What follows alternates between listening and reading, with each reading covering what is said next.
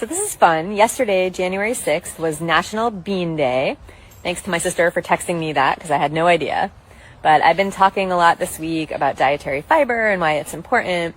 And black beans are a really easy, inexpensive, and nutritious food that adds fiber to our diet.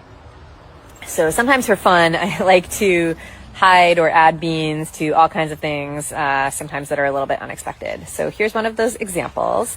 I used inspiration from this book called Justine Cooks, which I highly recommend.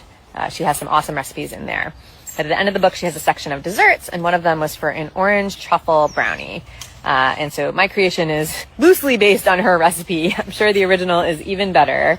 But I took this brownie recipe and I added my trusty can of black beans. I just put them in the blender and puree them until they're smooth and dump the whole can right into the brownie mix. And then also if you wanted to make it gluten-free like we did, I replaced the flour with pureed oats.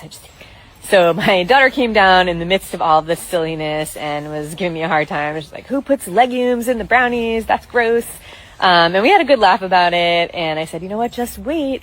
And at least give them a try before you pass judgment.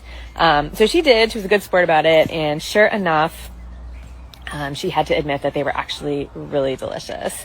So this was really fun.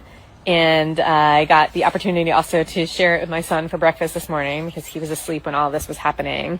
So that was a fun treat for him as well. Instead of me offering him eggs or oatmeal this morning, I said, hey, buddy, do you want to have a brownie for breakfast?